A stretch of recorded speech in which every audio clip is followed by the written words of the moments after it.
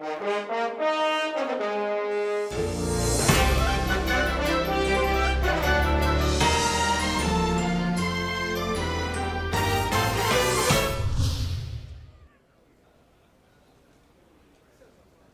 year has been a period of tremendous change in the healthcare environment.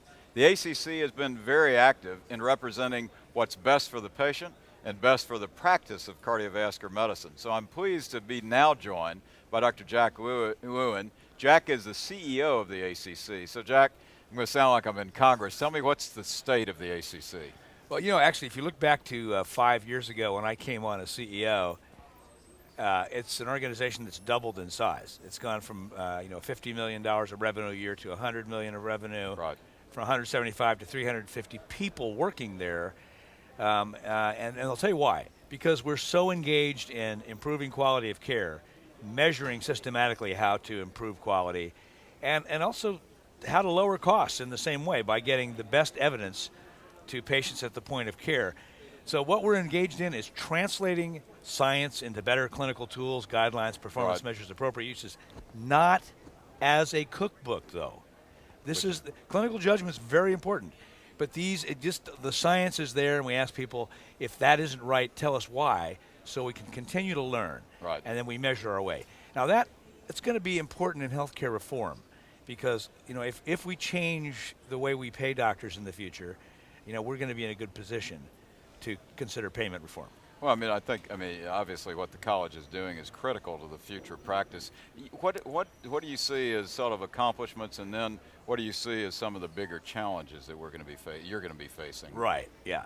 Well, accomplishment-wise, we have just made huge progress in this whole quality information data systems Right. front. We're just way out in front of this with our colleagues in STS, but frankly, this is a big thing for us. We've also made some enormous progress in our global efforts, reaching out to cardiologists all over the world and partners. We have a lot of new international members. We've brought a lot of nurses and pharmacists in, so we have the healthcare team on the inside of ACC, Right. making us, instead of fighting with all those folks, we're working together building new care delivery models, and that's just exciting stuff. But where a whole new frontier's opened up is reaching out to patients. We've always had CardioSource. It's always a great Right. venue for cardiologists. CardioSmart now is a whole new frontier for reaching to the patients and giving them education they need to stay healthy and to improve heart health with their family members and with their community. Well, it's critical. I've spent 15 years in the media, and I think being able to see the college and its members play a key role in prevention and education of patients and their families is critical. Jack, tremendous change this last year. You were probably on Capitol Hill as much as anybody, probably as more than my senator. Yeah. But with that change comes tremendous periods of opportunity. Yeah. What are the opportunities for the college and for us as practitioners? Yeah, well, the roller coaster ride of Hollywood on the Potomac that we're going through in Washington D.C. has been amazing.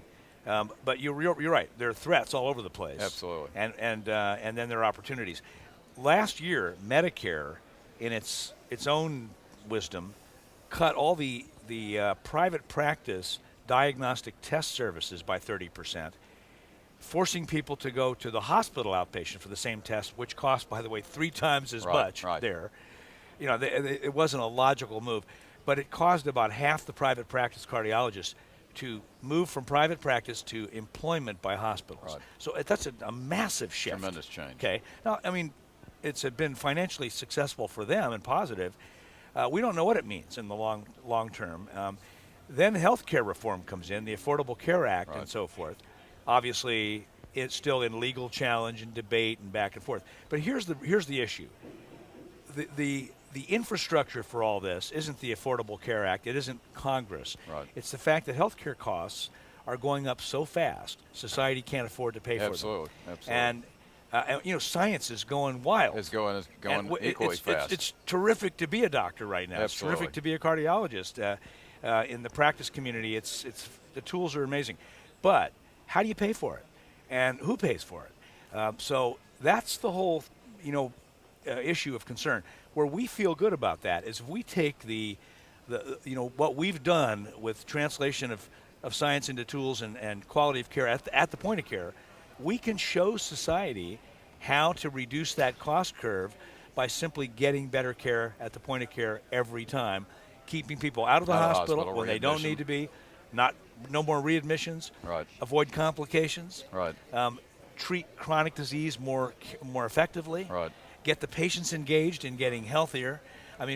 So we're on this cutting edge. So absolutely. There's the opportunity. How do you get? There's Milton Berle said you can lead a man to Washington, but you can't make him think. Right. Okay, and I'll tell you, we need to get Congress to understand what these opportunities are and what we need help. And so having you all in the leadership is really great. Let me finally ask you this: if you sort of looked into the future, where do you see the college in 5 years?